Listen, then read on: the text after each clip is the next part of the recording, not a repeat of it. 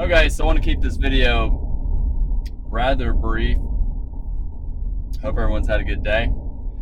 First things first, a good example with Apple, whenever you get a bar that's very big after a gap up, the problem is the risk becomes so great that nobody's going to take the trade. The risk is big. 1 times your risk would be way up here.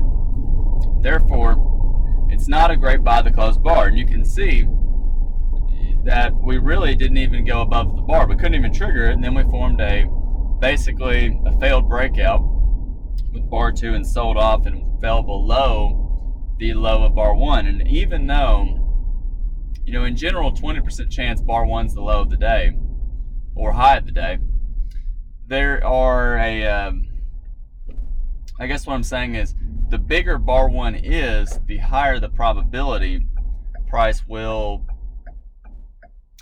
fall below bar 1. It makes the odds even higher that bar 1 will, in this case, bar 1 will not be the low of the day.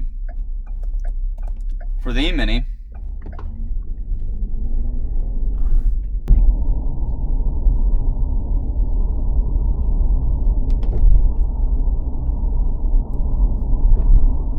okay, so here was the day. Fairly simple day, a lot of range though, which made it a very interesting day. Today is a great example though of being aware of sustainable moves versus not sustainable moves. Every breakout, and I apologize for the noise, every breakout is some form of test of support or resistance. So what that means is, even though we look at this and say, wow, it's a breakout, we're bound to be going lower, you got to be aware, 3 consecutive bear bars, but the follow through is not that great. So if I back up, 3 bear bars, 4 bear bars, increasing the odds that we're going lower than a really big bear bar. First reversal up's going to fail. And the one thing traders know is we've probably seen the high of the day, at least for many hours, maybe the rest of the day. Therefore, traders are going to sell and put a stop up here, and they don't care if it pulls back to here. They don't care if it pulls back to here. They know the first reversal up's probably going to fail. So they're confident in staying short. And that's why we barely pulled back and got this. But the issue is, and one thing you always have to remember is, when you see bars, when you see a sell climax pause, a big sell climax bar, the odds are this is exhaustion. It's such a surprisingly big bar though that it could have a second leg, and it probably will have a second leg. Then you get a bad follow through bar, and then boom, another second leg, and then bad follow through. So at this point, this is probably exhaustion, but 50-50 chance, maybe 60% chance, somewhere in between, that you may get a second leg down. And nobody knows, is the second leg going to be small? Will it be, it's probably not going to be as big as this bar, but it could be, the size of this bar. And then you get another big second leg down. And it was. So, the problem, so really what I'm getting at is this. If you simply buy, and if you buy somewhere over here, or maybe you buy the close of this bar, you have to be prepared and be thinking, how far down will we go?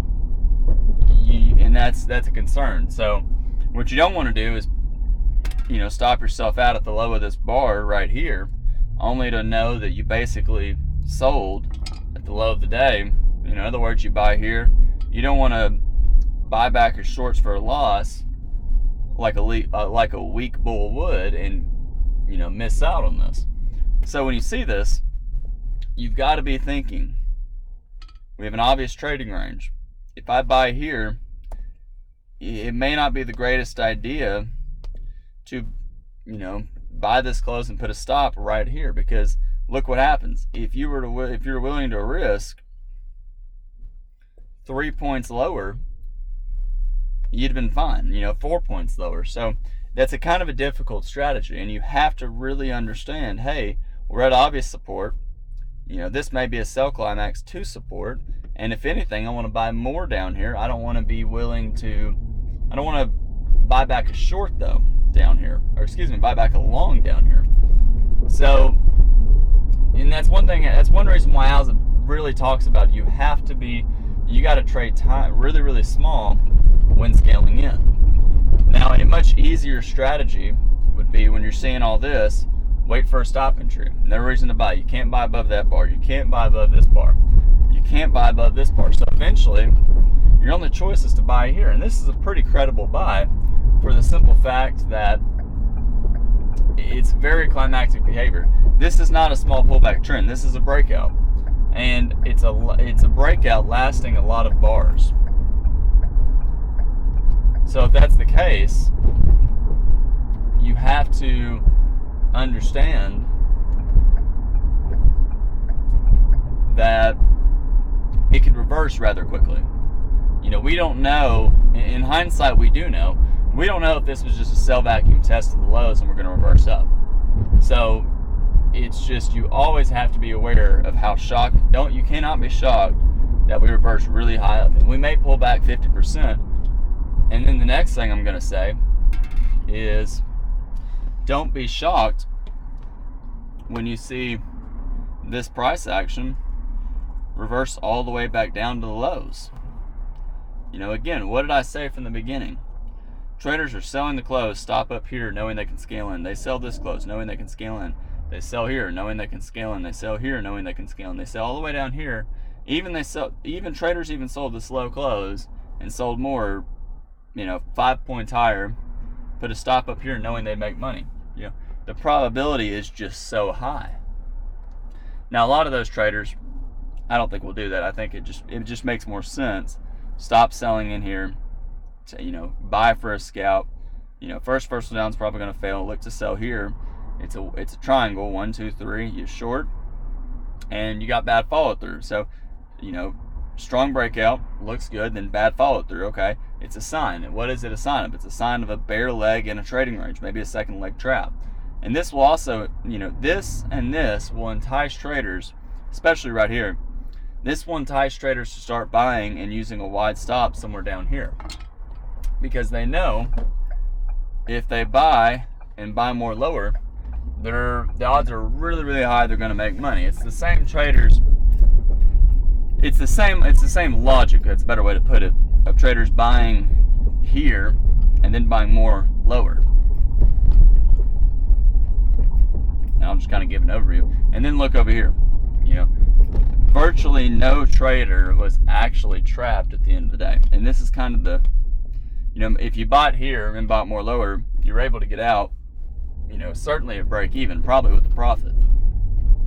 And that's just kind of one of the fascinating secrets, if you will, of 80% of traders that use a wide stop, and I mean 20-point stop and scale in. And these are mainly institutions, obviously. They'll make money 80% of the time, maybe higher than that, and they'll be able to break even 90% of the time. But it's a very difficult strategy. It's far better, focus on always in. I just wanted to share that, just because it's fascinating to me on these kind of days where, as sharp of a route sell-off as we had, you look back at the end of the day and say, wow, what a disappointing day. If I go to the daily chart, let's think about how disappointing this day really is. Look at this on a daily chart. You're saying that's not a strong trend day. That's a weak trend day. That's disappointing, and it is, because that's what happens most days. So I'll go over always in real quick, and then I'm going to end this video. For always in, sell you sell anywhere, sell the third bar, fourth bar, all the way down. No reason to get out, no reason to get out. Although it's really, really hard to hold you know, it's hard to stay short. It's very tempting to take your profits, especially on this bar. Let me just kind of do like this. You know, if I was short, you know, would I hold right here? Probably not. It's just, you know, it's almost like a, you know, the odds are we were going to go above this bar, and we didn't. But the odds were we weren't going to go much further down. So it's either way, it's always in short. No reason to buy above. It never triggered. No reason to get out. No reason to get out here. You know, bears have to get out of shorts. It's a parabolic wedge. 1, 2, 3. You can argue 1, 2, 3 with 3 pushes down. Either way, it's very clear, very climactic. Expect 10 bars, 2 legs sideways. We ended up getting, you know, 2 legs up, but really it formed a trading range. So bears get out, bulls buy, or they wait to buy here. Probably take profits near the moving average. If they don't get out here, they probably get out, you know, maybe here, more likely here. This bar is really a doji, and after this it's kind of a surprise outside up bar almost. So odds are maybe a little bit more up. Bears get short, bulls get out. Bulls, do they get out here? I don't think they have to. I probably would get out just because I know there's buyers below, and I'd rather start to look for the buy. You know, I'm thinking we're going to test back up to here, so I'd rather wait for the buy. I wouldn't sell, you know, here, you know, maybe 3 pushes down, 1, 2, and 2. You can argue 3 pushes, 1, 2, 3, and a failed breakout. You know, bear leg in a trading range. If I did buy here, would I put a stop? I'd probably put a stop below here. I mean, you know, maybe buy here, put a stop here. If I did, I'd get out of shorts below this bar, maybe one of these bars.